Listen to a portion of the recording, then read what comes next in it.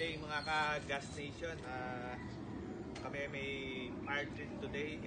Tuturo ko sa kanila kung paano gamitin ng fire extinguisher. So, ito meron naman palagay dito. Pass. Yan lagi ang gagawin natin. Just this way.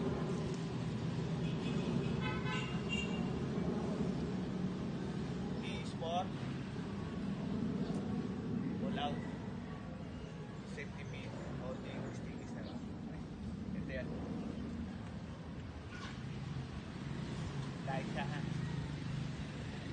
Pagkahila mo yan, i-aim mo na yung nozzle. Yan.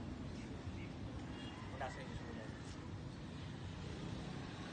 Tapos, squeeze. Nozzle yung apoy. And then sweep. Kaya ganyan.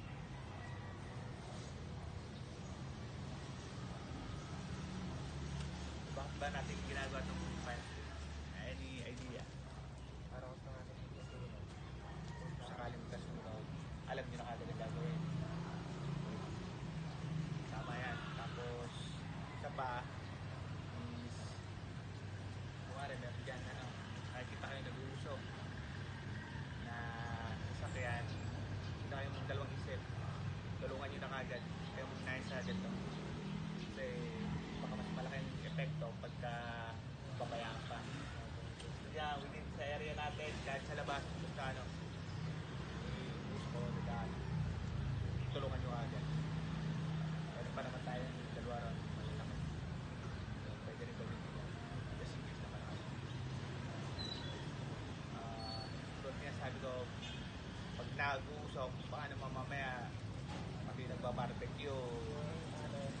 Ha? Yung nagbabarbecue, nagtitinda ng barbecuean dyan. Bombahan nyo. Hindi ganon. Ha? Gagamitin pag kami sunog. Yan. So, start tayo. Ha? Okay.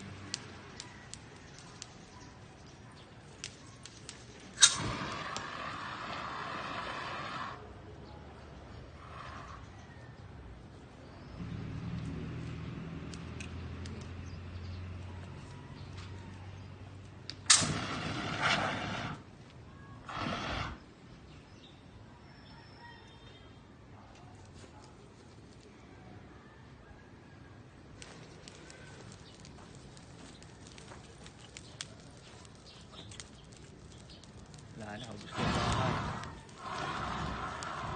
Fire out ha. Patay ang apoy yan.